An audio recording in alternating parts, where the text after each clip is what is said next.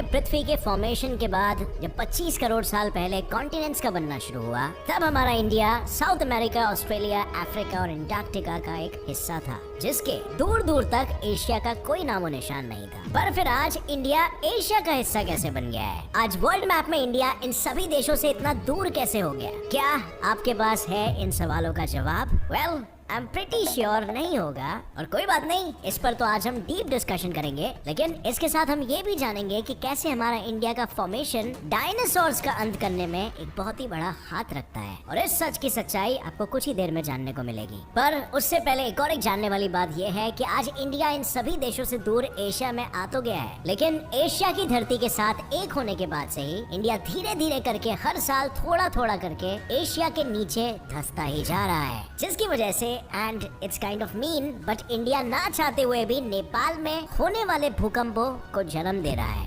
Well, काफी unfair है, लेकिन ये सब कहां से शुरू हुआ, क्यों शुरू हुआ, इन सारे सवालों का जवाब और इन सारी बातों के बारे में आज हम जानने वाले हैं मेरे इस वीडियो में, जिसका टाइटल है इंडिया का जन्म कैसे हुआ। अब फ्रेंड्स, ये देख रहे हो, ये है हमारी दुनिया आज से 20 करोड़ साल पहले, जब हमारी पृथ्वी पर ना कोई देश था, ना किसी देश की सरहदें थी, और कुछ था तो वो एकमात्र कॉन्टिनेंट पैंजिया और उसके चारों तरफ फैला हुआ इकलौता महासागर पैंथलसा। हर तरफ हरियाली थी, खुला आसमान था, और उसके पहले हमारी पृथ्वी पर 3 बार जीवन एक्सटिंक्ट होने के बाद जीवन ने फिर से एक बार पनपना शुरू किया था। डायनासोर से लेकर मगरमच्छ, शार्क्स, बीज, यहाँ तक कि कॉकरोच जैसे कई जीव पैंजिया में रहते थे। लेकिन बिना किसी बंधन से बंधा हुआ पैंजिया जुरासिक पीरियड के शुरुआती सालों में धीरे धीरे करके अलग होने लगा, और पैंजिया के 2 अलग टुकड़े हो गए, जिससे 2 नए सब कॉन्टिनेंट बने। पहले सब कॉन्टिनेंट का नाम था लॉरेशिया, जिसमें से आगे चलकर एशिया, यूरोप और नॉर्थ अमेरिका बनने वाले थे, और दूसरे हिस्से का नाम था गोंडवाना, जिससे आगे जाकर south America, Africa, India, Antarctica और ऑस्ट्रेलिया बनाना था। इन दोनों सब कॉन्टिनेंट के बनने से पैंजिया के बीच में पानी की बड़ी सी खाई बनी, और इसे टेथिस ओशियन का नाम मिला। Interesting, right? लेकिन एक सवाल आपके दिमाग में आ रहा होगा कि ये सब हम आखिर जान कैसे पाए, क्योंकि इंसान तो पृथ्वी पर आज कुछ 7 करोड़ साल पहले से ही आया है, तो ये ज्ञान हमें कहां से प्राप्त हुआ? वेल, इस ज्ञान को दुनिया तक पहुंचाने का श्रेय अल्फ्रेड वेगनर नाम के एक जर्मन मीटियोरोलॉजिस्ट और जियोलॉजिस्ट को जाता है, जिन्होंने सन 1912 में ही पैंजिया थियरी को दुनिया के सामने रखा था। लेकिन एज यू नो, दुनिया का एक नियम तो है ही कि हर नई और अलग चीज हमें गलत ही लगती है स्टार्टिंग में। बिल्कुल वैसे ही वेगनर की पैंजिया थियरी सभी को गलत लगी थी, पर फिर उसके बाद काफी सारे इस पर टेस्ट किए गए, और आज हर कोई इस थियरी को सही मानता है। अल्फ्रेड वेगनर ने पैंजिया थियरी यूं ही नहीं दी थी। पैंजिया की थियरी को सच साबित करने के लिए उन्होंने बायोलॉजिकल और जियोलॉजिकल सिमिलैरिटीज का सहारा लिया, जैसे कि फॉर एग्जांपल मेसोसॉरस, जो एक तरह का पानी में रहने वाला जीव था और आज के सांपों का पूर्वज है, उसके फॉसिल साउथ अमेरिका और अफ्रीका दोनों में पाए गए थे। पर आज साउथ अमेरिका और अफ्रीका के बीच में अटलांटिक ओशन खड़ा है, और अटलांटिक ओशन को पार कर पाना मेसोसॉरस के लिए नामुमकिन था। इसका मतलब साफ है, कभी ये दोनों देश एक हुआ करते थे, और बाद में कॉन्टिनेंट्स के ड्रिफ्ट होने से ये अलग अलग हो गए, और तभी तो इस जानवर के फॉसिल दोनों देशों में पाए जा सके। इतना ही नहीं, ब्राजील के कोस्ट पर पाए गए एंशिएंट रॉक्स का मैच वेस्ट अफ्रीका में भी पाया गया है। और तो और ग्लोसोप्टेरिस, जो कि एक एक्सटिंक्ट फर्न प्लांट है, लिस्ट्रोसॉरस, जो कि घास फूस खाने वाला एक जानवर है, और हार्ड शेल वाले ट्राइलोबाइट्स के फॉसिल्स इंडिया के साथ साथ साउथ अमेरिका, अफ्रीका, अंटार्कटिका में मिले हैं। मतलब साफ है, अल्फ्रेड की पैंजिया थियरी गलत नहीं थी। आज भी अगर आप वर्ल्ड मैप को उठाकर देखोगे तो आपको एक क्लियर नजर आएगा कि कई कंट्रीज के बॉर्डर्स एक दूसरे के पजल पीसेस की तरह नजर आते हैं, जैसे ब्राजील और अफ्रीका। ऐसे देख के लग नहीं रहा कि ये एक दूसरे के पार्ट हुआ करते थे? वेल, बिल्कुल, क्योंकि एक समय में ये सब एक ही कॉन्टिनेंट के हिस्से थे। तो अब बात ये आता है ना कि अलग अलग आखिर क्यों हुए, आखिर इनके अलग होने के पीछे का क्या कारण है?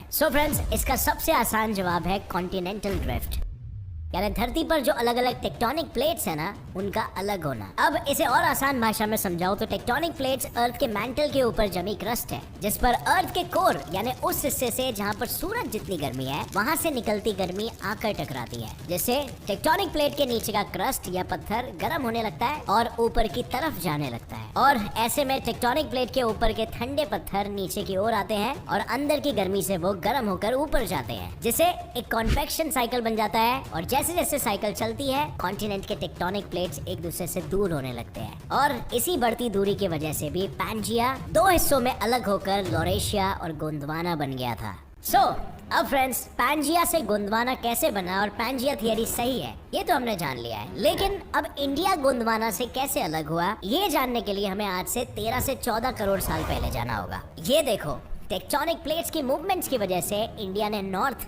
यानी लॉरेशिया के एशिया की तरफ बढ़ना शुरू कर दिया। लेकिन क्या आपको पता है इंडिया हर साल 18 से 20 सेंटीमीटर पर ईयर की स्पीड से एशिया की तरफ बढ़ते जा रहा है। और अब मे भी आप सोचो यार इसमें कौन सी बड़ी बात, 18 से 20 सेंटीमीटर यानी एक हाथ के बराबर, ये स्पीड तो काफी स्लो है। बट ऐसा नहीं है कि स्पीड बाकी के कॉन्टिनेंट से जो कि 4 से 5 सेंटीमीटर पर ईयर की स्पीड से अलग अलग दिशाओं में बढ़ रहे हैं उनसे 1 या 2 नहीं बल्कि 4 गुना ज्यादा है। और 2000 से 2010 के बीच जर्मन और इंडियन साइंटिस्ट के खोज से ये पता लगा कि इंडिया की 18 से 20 सेंटीमीटर पर ईयर की स्पीड का कारण गोंडवाना के प्लूम थे।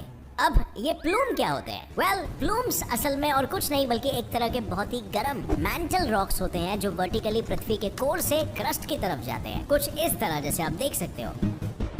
और बिल्कुल इसी तरह कोर से क्रस्ट के आसपास पहुंचकर ये प्लूम फैलने लगते हैं और क्रस्ट को अंदर से गर्म करते हैं, जिसकी वजह से क्रस्ट का सरफेस धीरे धीरे करके क्रैक होने लगता है। और क्रैक होने के साथ ही यहाँ वोल्केनिक हॉटस्पॉट्स बनते हैं और फिर साथ में वोल्केनिक इरप्शन भी होते हैं। और गोंडवाना के इंडियन प्लेट के नीचे भी बिल्कुल ऐसा ही एक प्लूम था, जिसकी वजह से इंडिया के टेक्टोनिक प्लेट के नीचे यानी इंडिया की लिथोस्फीयरिक रूट प्लूम की गर्मी से पिघलकर अलग हो गई, जिससे इंडिया का अंदरूनी हिस्सा सिर्फ 100 किलोमीटर जितना मोटा रह गया, जबकि गोंडवाना के बाकी हिस्से जैसे ऑस्ट्रेलिया, एंटार्क्टिका, साउथ अमेरिका, इन सभी की टेक्टोनिक प्लेट 180 से लेकर 300 किलोमीटर जितनी मोटी और गहरी रही। इंडिया के इसी 100 किलोमीटर गहरी और हल्की प्लेट की वजह से इंडिया अपने बाकी दूसरे कॉन्टिनेंट्स के मुकाबले 4 गुना ज्यादा तेजी से बढ़ रहा था और लॉरेशिया के एशिया की तरफ बढ़ते जा रहा था। हर तरफ था राख और हर तरफ था तबाही का मंजर। इसके साथ जमीन पर इस तरह बरसा था आसमान कि हर मंजर अब बेजान बंजर होते जा रहा था।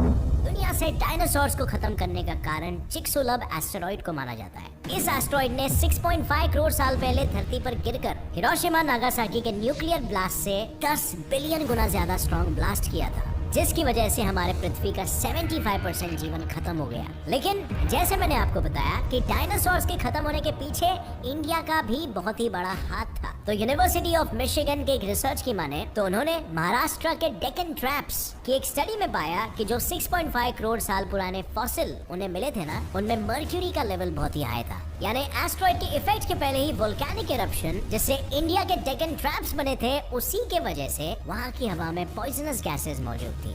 मर्क्यूरी के हाई कॉन्सेंट्रेशन की वजह से जमीन इतनी बर्बाद हो चुकी थी कि वहाँ पेड़ पौधे तक पनपने बंद हो गए थे और साथ ही पानी में लावा की वजह से सल्फर की मात्रा बढ़ने से समुद्र का पानी तेजाब बन चुका था। और यही वजह थी कि अर्थ पर जीवन का विनाश एस्टेरॉइड के गिरने से पहले ही शुरू हो चुका था।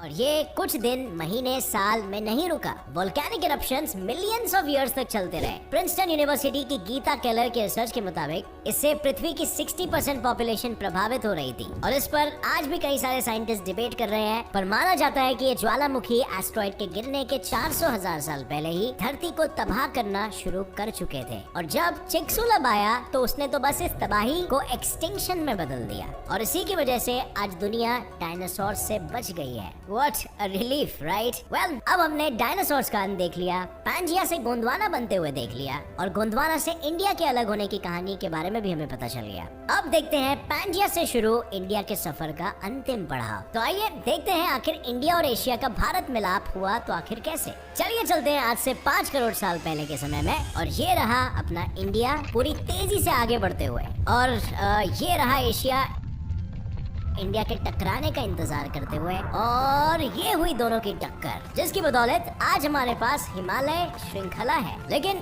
ये श्रृंखला एक दिन में नहीं खड़ी हुई है। इंडिया और एशिया की टक्कर के कई करोड़ों साल बाद धीरे धीरे करके हिमालय का जन्म हुआ। वही हिमालय जिनकी वजह से आज दुनिया के 22% पॉपुलेशन को पानी मिलता है, वही हिमालय जिनकी वजह से आज दुनिया का सबसे ऊंचा पर्वत माउंट एवरेस्ट बना है। और अगर आपको पहाड़ की मेकिंग की समझ नहीं है तो कोई बात नहीं, आज आप वो भी जान के जाओगे। अच्छे से समझने के लिए एक गाड़ी को इमेजिन करो। ओके, अब अगर कोई गाड़ी किसी चीज से भिड़ जाती है तो क्या होता है? गाड़ी का बोनेट फोल्ड हो जाता है और उस पर उबड़ खाबड़ डिजाइन बन जाते हैं। राइट। और बस यही तो हुआ, इंडिया की जोरदार टक्कर की वजह से इंडिया की सतह भी इसी बॉनेट की तरफ फोल्ड हो गई, जिससे हिमालयाज बने। लेकिन इंडिया की सतह के नीचे का हिस्सा एशिया की प्लेट, जिसे यूरेशियन प्लेट कहते हैं, उसके नीचे सरक गया। और आपको ये जानकर भी बहुत ही हैरानी होगी कि इंडिया आज भी हर साल 5 सेंटीमीटर की स्पीड से धीरे धीरे करके एशिया के नीचे सरकता ही जा रहा है, जिससे हर साल माउंट एवरेस्ट 1 सेंटीमीटर से लंबा होते जा रहा है। और इंडिया के प्लेट की इसी मूवमेंट की वजह से नेपाल में भूकंप भी आते हैं। जैसे 2015 में नेपाल में 7.8 मैग्नीट्यूड का अर्थक्वेक आया था, जिसके लिए कहीं न कहीं इंडिया के प्लेट ने कंट्रीब्यूट किया था। सो अब आपको पता चला कि आखिर कैसे और क्यों इंडिया ने एशिया के बीचों बीच अपनी जगह बना ली। इंडिया के करोड़ों सालों के सफर के बाद इंडिया को और इंडिया के प्लांट्स एंड एनिमल्स को एशिया के बदले क्लाइमेट और एनिमल्स के साथ घुलने मिलने का मौका मिला, और इन दोनों के बदलाव की वजह से नई स्पीशीज, नए पेड़ पौधे का जन्म हमारे इंडिया में हो पाया।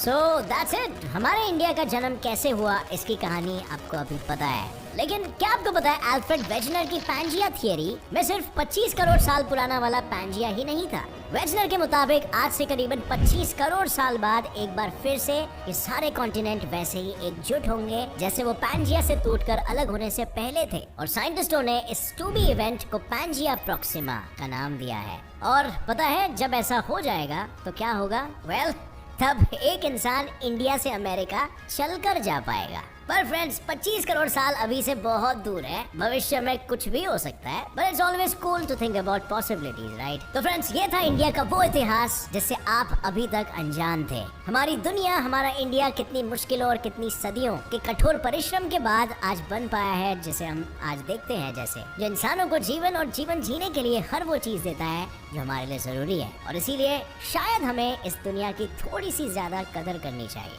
है ना? अगर इस वीडियो से आपको कुछ भी नया सीखने मिला तो एक लाइक जरूर ठोकना। अपने सभी फ्रेंड्स और फैमिली मेंबर्स के साथ ये वीडियो शेयर करो ताकि उन्हें भी पता चले अपना इंडिया कैसे बना है। और अगर आप इस चैनल पर नए हो तो अभी सब्सक्राइब कर